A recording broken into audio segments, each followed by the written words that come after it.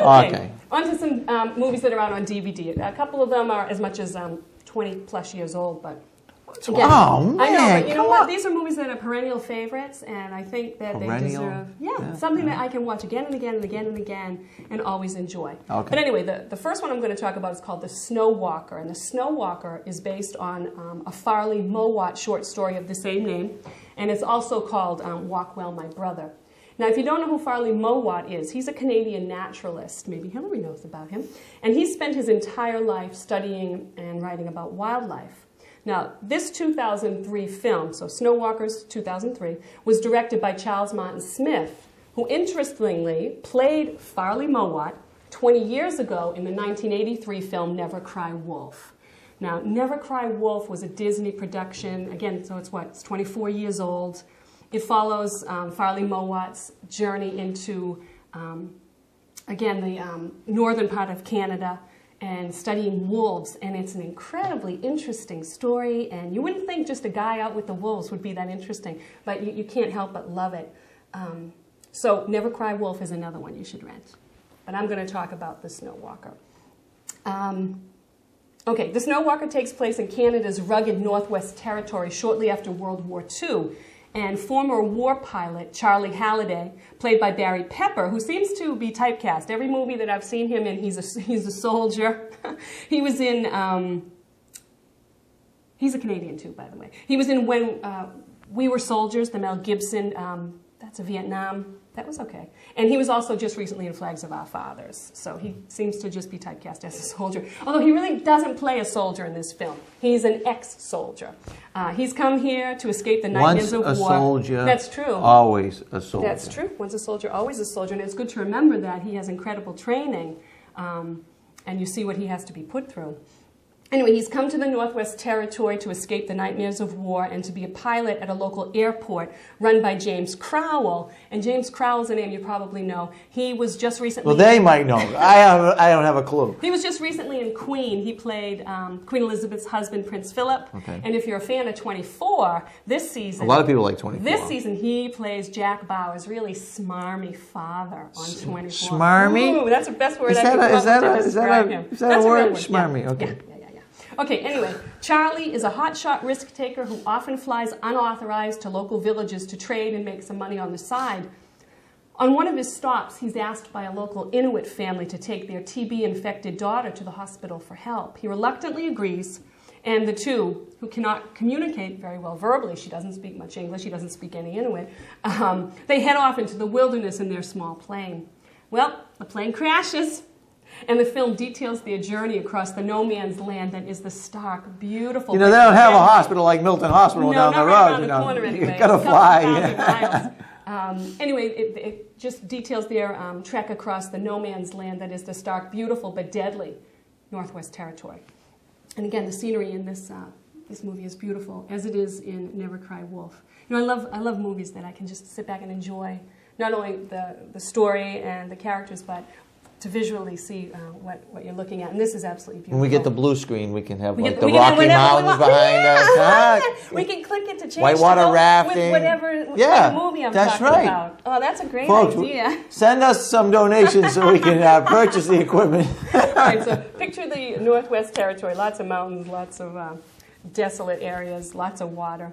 So seeing the young girl as an encumbrance, Charlie heads off alone in search of help. He leaves her with a little bit of food, a little bit of water. But she's an Inuit. She's grown up in this country. She has no problem. She's not afraid. No, she's over. She's catching fish with a spear that she makes out of a stick. She's lighting And the macho fire. Man thinks that she's beautiful point. That's just exactly. a housewife that doesn't know anything. Exactly. That's exactly what happens. He says, this girl's going to slow me down. She saves his life, I'll bet. You got it. Sorry, folks. I didn't mean to give you away the storyline. Charlie heads off alone in search of help, which is hundreds of miles away, but he quickly falls victim to the wilderness's many hazards. The young Inuit, though, although suffering the effects of TB, she comes to his rescue, and it is through her kindness and accomplishments in the wild that Charlie learns that the world, although not the easiest place to live, does have its rewards. The film follows the duo's journey, and it is heartening to see their relationship grow and change. Did they get married and live happily ever after? No. Annabella Piagatuk is the young woman who plays the Inuit girl. Now, she must be an Inuit herself. This is the only role she ever played, so they must have gone and asked, could she do this? I don't see that she had been in any other movies. They hired her because she was going to work below the union wage. No. But anyway, she's so still and calm and accepting of her predicament. Like the territory. Yes, it's beautiful the way that comes about. And of course, he, having been in the war, being a pilot, he's a hothead, he's always yelling and screaming and kicking and throwing things, and she's just very calm. And she eventually has a calming effect on the previously hot-headed Charlie. The journey is long and at times pointless, but it is the journey itself that is the story here, and what a beautiful and life-altering journey it is. 2 thumbs up. It's PG. Some language. Nothing major. There's a little bit of Inuit in there. Be careful. Yes, there's some Inuit. It was just a beautiful story. I'm not gonna. That's all I'm gonna say. Yep. I don't want to spoil any endings. But no, it sounds like really it sounds beautiful. good, especially like you said, the scenery and everything. Yeah. I think it's kind of nice. See Never Cry Wolf first, and you'll see Farley Mowat and who he is, and then that's nonfiction, and then see Snow Walker, which is Farley Mowat's fictional account of life in the Northwest. I think the 2 movies work really nicely together. They're perfect for a weekend. Do you know the Inuits have their own territory now? They do, which is good. They didn't then. That's right. This was right after World War II. Okay, and I think this is the last one. Man, let me check the time. I know. Wow. Oh, jeepers. Oh, man, we better talk fast. Well, I have some other things I can talk about. Sorry I kept interrupting you. Sorry, folks. Tune in next week. Is that how long we've been going, or that's how long we have left? Oh, wait a minute. No. We've been going... How long? About 25 minutes. Oh, well, that's good then. Yeah. Okay. I thought we'd be going 11 minutes. I was going to say, oh, man. 11 minutes. We're in trouble. Okay. Next month, we're going to have a full show dedicated to the movie review section of Talk of the Town. Okay, next. Last. This is out on DVD as well. It's called Stranger Than Fiction. And Stranger Than Fiction is directed by 38-year-old German-born Mark Foster, who directed one of my all-time favorite movies, 2001's Monsters Ball, with Billy Bob Thornton, Heath Ledger, and Halle Berry in her Academy Award-winning role. So again, whenever I didn't know who directed this, but I go and I look up who this is how it sends me off on all these tangents. If you've never seen Monsters Ball, and they have it at Milton Library, I've gotten it from there before, so you can watch it for free. I highly recommend this movie. It's Peter Boyle as the father, Billy Bob Thornton as Peter Boyle's son, and Heath Ledger as Billy Bob's son. So you've got 3 generations of prison guards in this family. And whoa, what a movie from start to finish. My mouth was hanging open. No, you're talking about which movie? You're talking about Monsters Ball? Yeah, I know. You're really confusing the viewers. I said that. I said I'm talking about Monsters Ball. So I'll get to Stranger Than, I look up Stranger Than Fiction. I find out who directed it. I find out that he directed it. This is absolutely one of my favorite movies that I've ever seen. Monsters Ball. Monsters Ball. Okay. Rated R, very violent, very physical, but incredibly good. And Halle Berry, I don't know what you think about her, if you like her, if you don't like her, and I can honestly tell you... Well, I think she needs to lose a little weight. I mean, she's absolutely beautiful. We can all agree on that. Yeah. But I haven't seen her in too many things that I've been very impressed with her acting. I saw her walk out of the water in the James Bond movie. That's the only thing I remember. And that's too bad that that's how people know her. See this movie, and you will see her in a whole other light. Okay. People that said, oh, she just wanted... the other light wasn't bad. She was the very first African-American woman to ever win an Academy Award. Mm-hmm. And, some people were saying, well, she won it only because the Academy felt it was time for a black woman to win it. Well, let me tell you, no one deserved it as much as her, and what an incredible performance. Oh, that's good. She deserved it, and everyone should see that, just to see what this girl, given the right direction and the right cast. I mean, Billy Bob Thornton, you can't go wrong. I've never seen anybody in a movie with Billy Bob Thornton that didn't give an incredible performance. I think he raises the bar. Okay, so anyway, now... It's like you raised the bar on Talk of the Town. Yes. Now, the movie that I'm going to review is called Stranger Than Fiction. Okay. It tells the story of lonely IRS agent Harold Crick, played uncharacteristically low-key by the usually boisterous Will Ferrell. Well-known semi-recluse author Karen Eiffel is writing a novel with Harold as the main character. And whatever and whenever Karen, who's played by always dead-on British actress Emma Thompson, whatever she writes, when she's writing it, plays in his head, making him believe he's hearing voices, except that the voice details specific actions that Harold himself is engaging in at that exact moment. So as he's brushing his teeth, in his head he hears, and Harold was, scrupulously brushing his teeth 38 times each tooth. So as he does what he's doing, she's writing and it's playing in his head. So you can imagine how disturbing that would be to the person that it's happening to. So anyway, Harold tries to go about his day-to-day routine, but he finds this increasingly difficult until Karen hits the occasional writer's block and the voice is gone from his head. Queen Latifah has a small supporting role as Penny Escher. She plays the assistant to Karen, the author. She's supplied by the publisher in order to make sure the author makes her deadline. And I would have liked to have seen a few more scenes between Queen Latifah and Karen, the author, because Latifah's a good actress and she could have added more to the film. She's supposedly playing this top-notch publishing assistant, but we don't really see her doing all that much to speed up the process of getting this book finished. I mean, I liked her. She was really cool and laid back, but I didn't see, wow, what makes this woman such a, an assistant who helps all her authors turn their stuff in on time. But anyway, when Harold has to audit a local semi-socialist leaning baker, Anna Pascal, played aggressively yet sweetly by Maggie Gyllenhaal. I don't know if you know Maggie Gyllenhaal. She's kind of like... Folks, do you know Maggie Gyllenhaal? She's been in a lot of independent films. She actually was in World Trade Center as well. Did she play? She either played... I didn't see it. I think she played the wife of Michael Pena, who we just talked about. Either Michael Pena or Nicolas Cage. She played the wife of one of the two in the World Trade Center. Anyway, she's also the sister of Jake Gyllenhaal. You probably know him from Brokeback Mountain.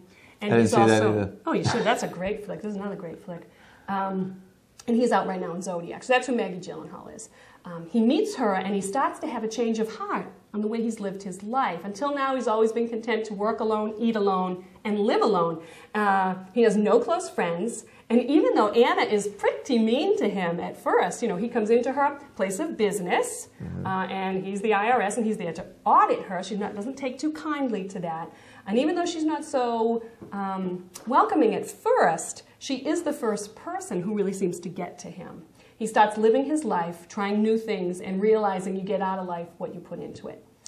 The film details Harold and Anna's relationship and quest for truth that Harold seeks about the story playing out in his head. And this quest leads him to Professor Jules Hibbert, played by Dustin Hoffman. He's kind of a quirky college literature professor.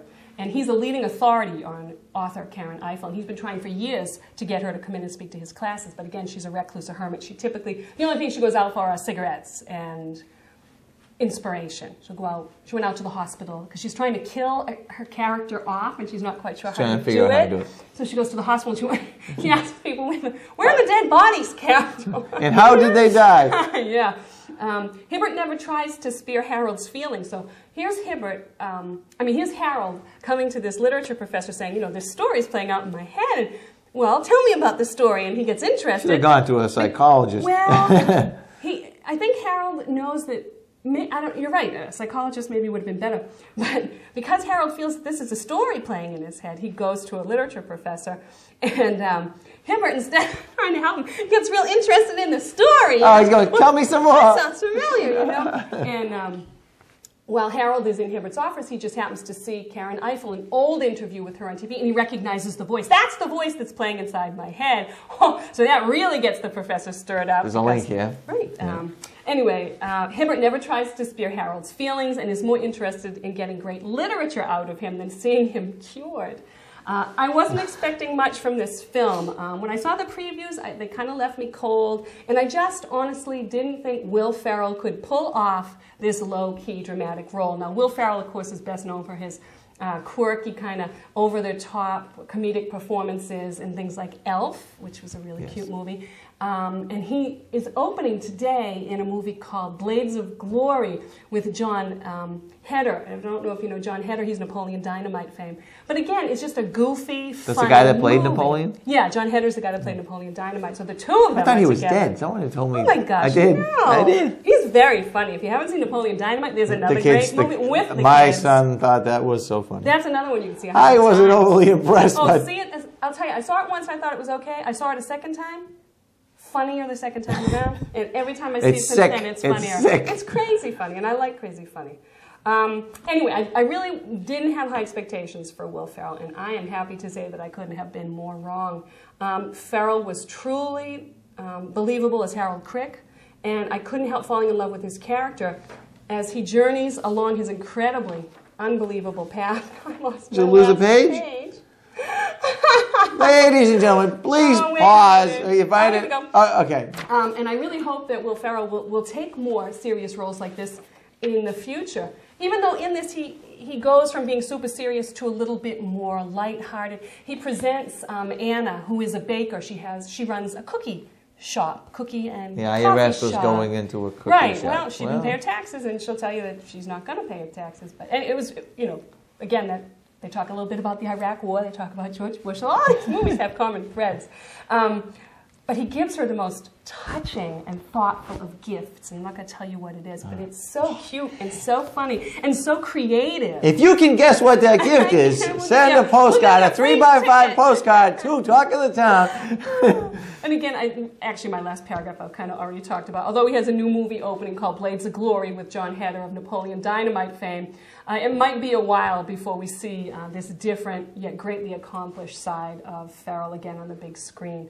It's rated PG-13, and what I've come to realize is PG-13 will allow them to say the big F one time, and they say that, and I wish they wouldn't because it's completely unnecessary, and I really don't want my kids hearing that kind of language. But I've noticed PG-13 movies, it will be said it's allowed once. And it's too bad because it could have been probably a PG movie. Right. They do have an intimate relationship, but you don't see anything graphic on the screen, and it's a real nice relationship.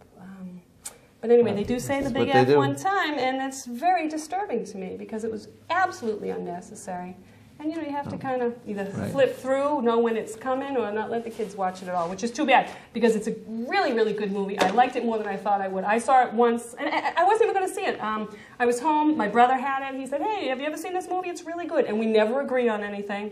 I said, hey, what the heck, I'm sitting around. I had worked, I was lying on the couch, I popped it in, and I loved it. The kids came home, they watched it, they loved it as well. So the kids liked it, I liked it. Big loud cough. What was the name of that one again? The name of that is called Stranger Than Fiction. Stranger Than Fiction, okay. Yeah. You get me a little confused with all these other shows. Talked about a lot of shows. Let me just check the today. time. Let's see how we're doing here. Talked about a lot of movies, a lot. Well, folks, you probably won't see this part because we're over. Say goodbye. Bye.